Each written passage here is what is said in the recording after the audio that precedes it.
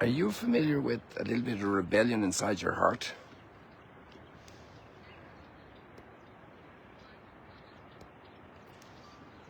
Sometimes you see a child that has a type of a tantrum, throws a tantrum, that's what we say, right? And just would not do what mom or dad asked them to do. They're throwing a tantrum. And they're declaring their independence, their self-will.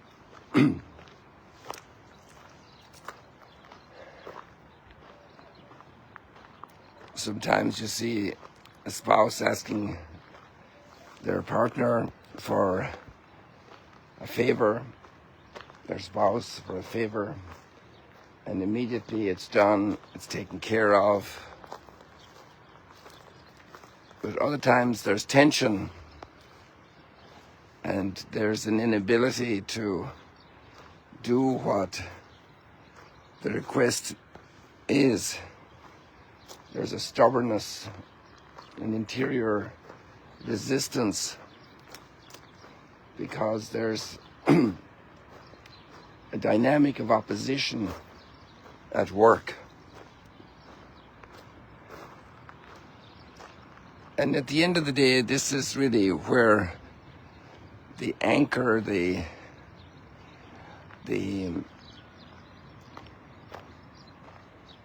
hinge where the whole behavior of our heart with God swivels.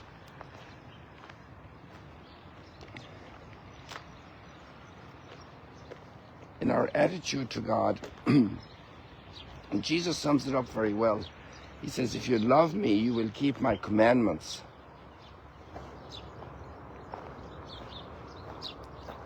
And I'm sure he has reflected upon this passage of Deuteronomy we have today, where Moses is explaining to the people the nature of the covenant, that they will receive the land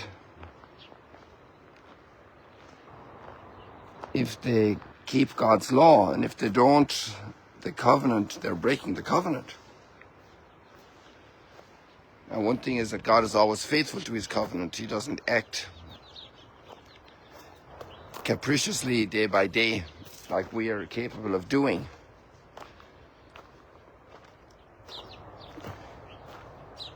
But Moses is teaching, obviously with the wisdom of a lot of experience,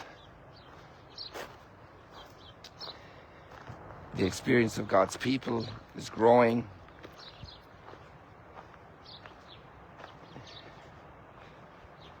They have a lot behind them since Exodus happened.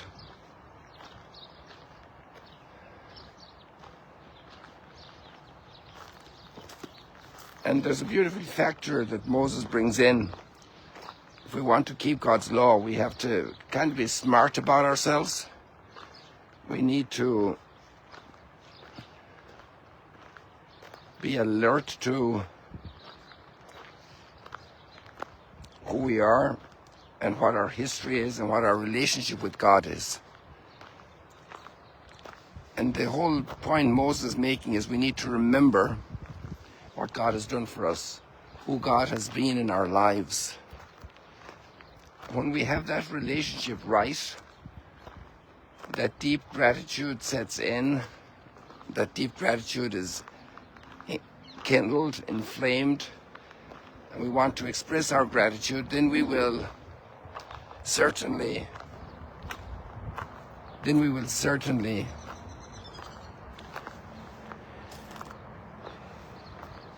keep God's law.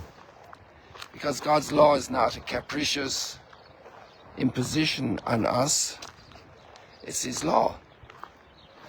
It's his it's the way he has created us to be.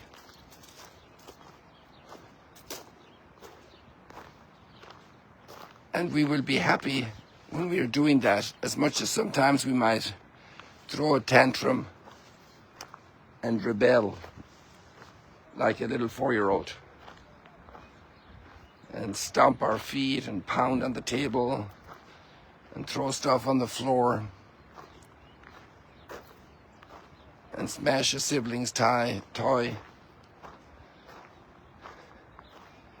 All that rebellious phase can also be in an adult in our relationship with God. No wonder then Jesus teaches us today in the second reading about the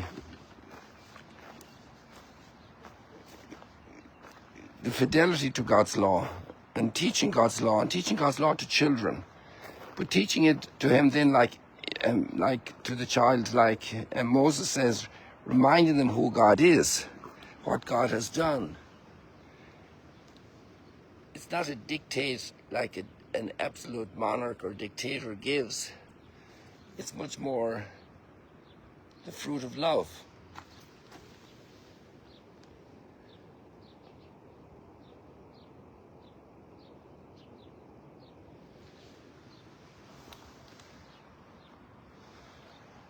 Much more the fruit of love. Of taking care to help the child, to train the child in recognizing who God is in our lives, how much we are blessed by God, how our whole life depends on him. And then keeping his law is because we love God with all our heart and all our soul and all our strength and all our mind. That means with all our understanding, because we understand God's law. We get it. We have knowledge of God's law. We have comprehension of God's law. We know his law, and many people don't know his law very well. And even less do they comprehend it, the whys of the law. Its knittedness together for our well-being and our salvation, for our health, our spiritual health, our moral health, our relationship health. The great gift it is for us.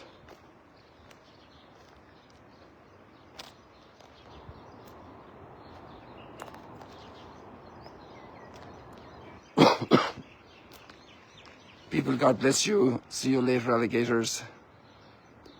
Show your great love to God today, keeping